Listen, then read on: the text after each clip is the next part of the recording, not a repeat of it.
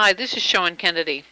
I'm the editor-in-chief of the American Journal of Nursing, and today I'm speaking with the author and coordinator of our series, Nursing Research Step by Step, Dr. Bernadette Capili. Dr. Capili is director of the Heilbronn Family Center for Research Nursing at Rockefeller University in New York City. Like everyone else, we're still in the middle of a pandemic, so while I would like to do this in person with Dr. Capili, it's a phone interview, as so many of them have been lately.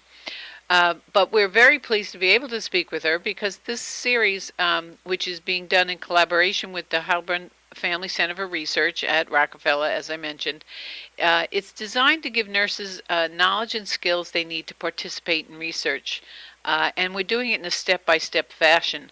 We know most nurses now who work in many facilities are doing capstone projects.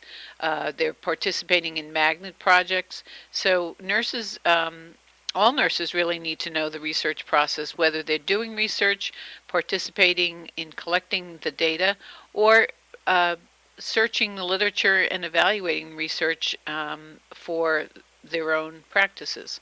So in this series, each column presents different concepts that underpin the evidence-based practice from the design to data interpretation. We're also doing podcasts with each article to highlight a little bit more about the article and provide a little bit more insight and context. So Candy, welcome. It's nice to be speaking with you again. Thank you, Sean. Thank you for having me and allowing me to talk about the upcoming paper. So the upcoming paper called Selection of the Study Participants. So if it's okay, I'll just give some highlights of the paper. That sounds great. Thank you. So the paper is really focusing on how do we define and how do we identify who we're going to study.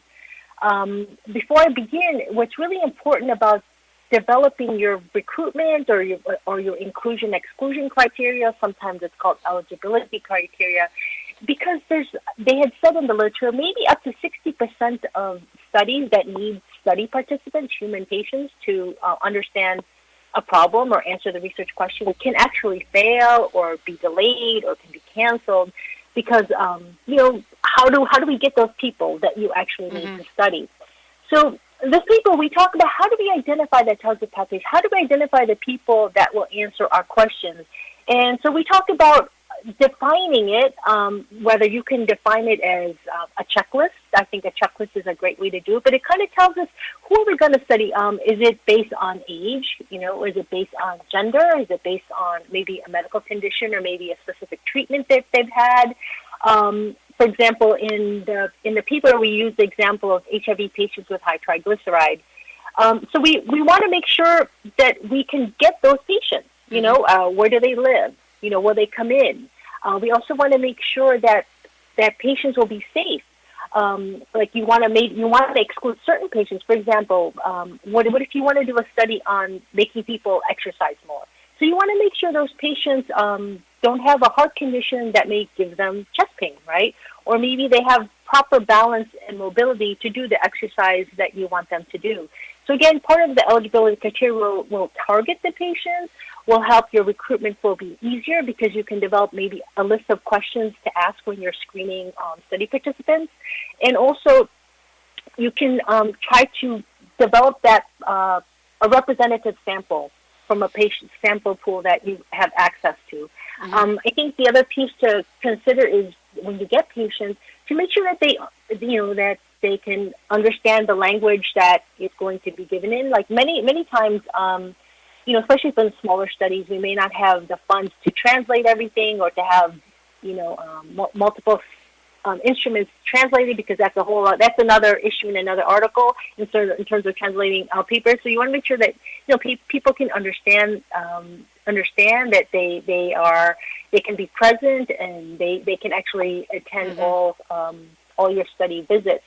One of the other things that we've done for any of our studies is we've also used what we call participant consultants or patient consultants, and we actually get them before we actually even start the designing process. When we start to think about projects, we do like to have our quote-unquote, like we do in HIV, so we have like HIV patients, and then we actually ask them what are the things that they would like to be seen done. Right now I'm working on a HIV study with peripheral neuropathy. So when we studied that, we pulled patients into a neuropathy. What are the things they're experiencing? We also had them review our the potential intervention, any kind of instruments, just to make sure that it was clear. We asked them about like how many times will they come in, what are fair compensation. In some language, some people call that community engagement. I was just going to ask you if that's considered community-based research in terms of incorporating the community's needs and wants. Yeah, exactly. So for us, that has been very helpful for us and successful. And also some of our patient consultants, they've also helped like spread the word in terms of recruitment, because recruitment can be very pricey and expensive, especially like, for example, if people are looking at rare conditions, and they actually have to come into a research facility. Often this is more pharma companies that may fly people in, whether from Italy or, South Africa. But now too, it depends. I think for nurses, if we can do Zoom, that's kind of a great thing. You can kind of recruit patients from all over. If they have to collect samples, maybe they can just mail them in to you. You send them the kits and they can mail it back to you. So there's definitely some things that, with our pandemic that has helped, change things around, even like e-consenting and things like that. Has telehealth, and you mentioned Zoom, but I gather that's probably going to stay consistent with research as people have been doing, virtual interviews and using Zoom type technology. That now that they find it works, it's certainly a lot cheaper. Yeah, and also that one thing though, you have to check in with your institution and your IT, because there's some certain platforms that may not be like HIPAA compliant, so that you have to just kind of make sure. I know with Zoom you can, but there's another added layer that you have to add to it. I think WhatsApp might be, but yeah. So certainly that's one thing that just have to make sure that it's safe and it's. So Candy, in looking at protocols and how protocols certainly prescribe just how studies are going to go and how one can recruit the sample. Of course, the reality, as we've been talking about, the reality of doing that is something else altogether. And I know from talking with some researchers that they've had such problems in getting participants that it made them rethink or revisit what they were doing.